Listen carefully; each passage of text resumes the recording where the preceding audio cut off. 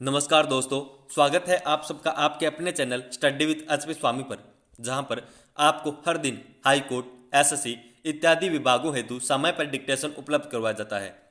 दोस्तों, आज का यह डिक्टेशन 80 शब्द प्रति मिनट स्टार्ट होगा 5 सेकंड बाद।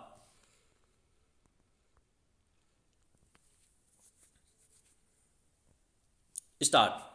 अध्यक्ष महोदय, मैं निवेदन करना चाहता हूं कि सरकार को यह निश्चय करना चाहिए कि इस बिल का सही उपयोग किया जाएगा। पुलिस को डाक द्वारा मत देने का अधिकार दिया जा रहा है, वह सही है। वह अधिकार इससे पहले ही दिया जाना चाहिए था, लेकिन आजकल चुनावों में जो गड़बड़ी होती है उसको दूर करने के लिए सरकार को मूल अधिनियम में संशोधन करना चाहिए।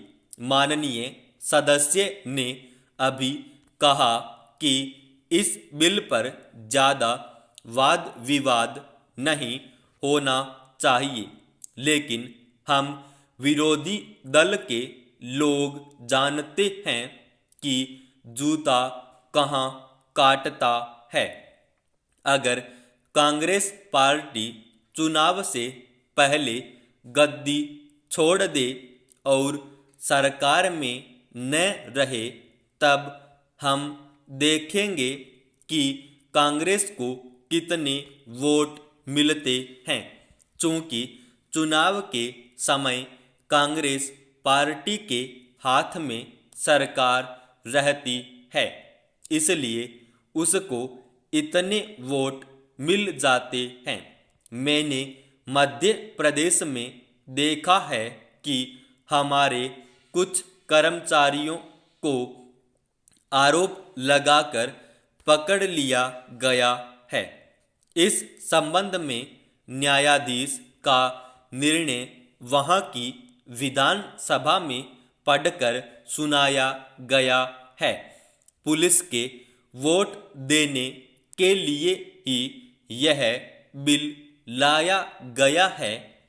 हमें डर लगता है कि पुलिस पर दबाव डाला जाएगा।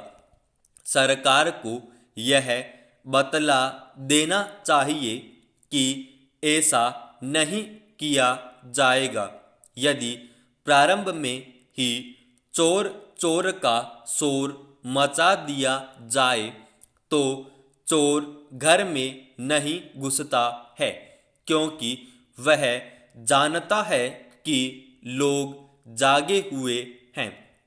हम अपना यह शक और चिंता इसीलिए प्रकट कर रहे हैं ताकि सरकार इन बातों का ध्यान रखे और चुनाव में होने वाली गड़बड़ियों को रोकने की कोशिश करे।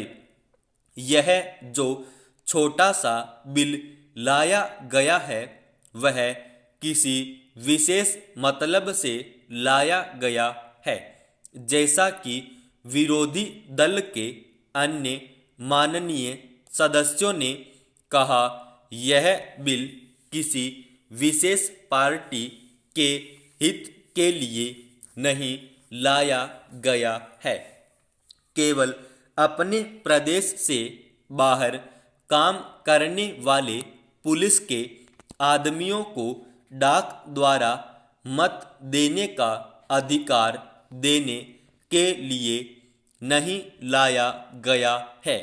मैं निवेदन करना चाहता हूं कि अभी देश में वे स्थितियां पैदा नहीं हुई हैं जिनमें वह अपनी मत के अनुसार जिसको चाहे वोट दे सकें। सदस्यों ने कहा है कि मध्य प्रदेश के लोग जो नागालैंड में है, बेशक उनको यह अधिकार देना चाहिए, लेकिन इसके साथ साथ यह भी कहा जाता है कि हमारे राज्य में पुलिस के लोग हैं।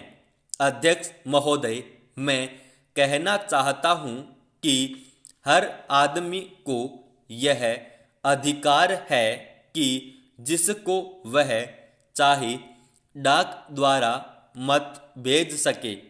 ऐसा तो नहीं है कि सभी मत किसी एक अधिकारी के सामने ही इकट्ठा करके भेजे जाते हैं।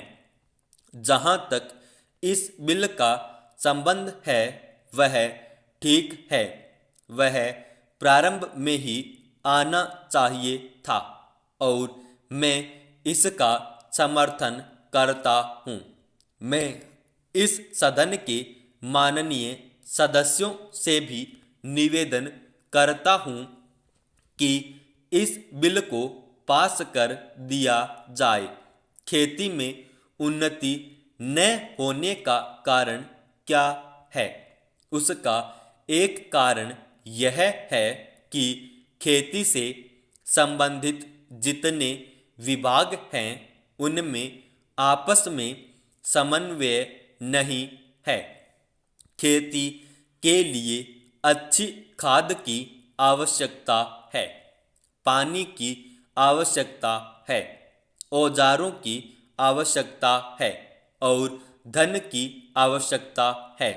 इन सारी चीज़ों के लिए अलग अलग विभाग हैं। मालूम ऐसा पड़ता है कि उनका आपस में कोई संबंध नहीं है। वे आपस में मिलकर कोई योजना नहीं बनाते जिससे खेती की आवश्यकताएं पूरी होती। इसलिए जब तक उनमें आपस में तालमेल नहीं होगा तब तक खेती की उन्नति नहीं हो सकती है।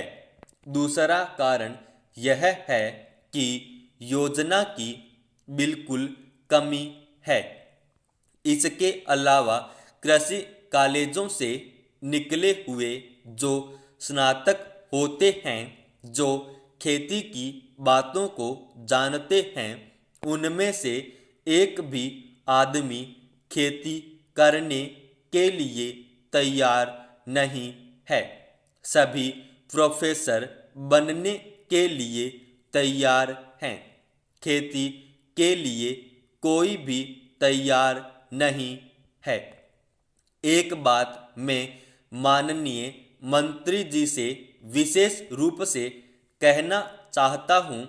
अधिक उपज न होने का एक कारण यह है कि जो खेत में काम करते हैं वे उसके मालिक नहीं है। खेत किसी और का है और काम कोई और कर रहा है।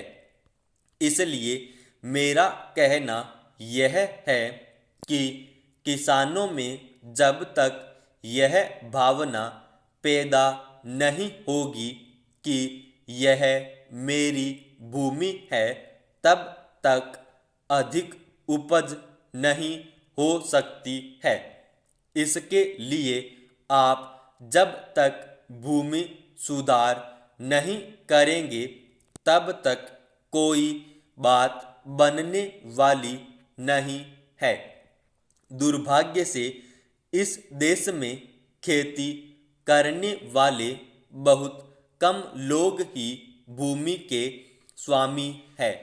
खेती की उन्नति के मूल आधार हैं पानी, खाद, बीज, धन, उपज का उचित दाम और भूमि सुधार।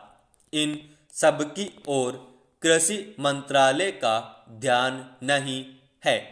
सरकार को प्रत्येक खेत को पानी और हर आदमी को काम देना सुनिश्चित करना चाहिए। समाप्त।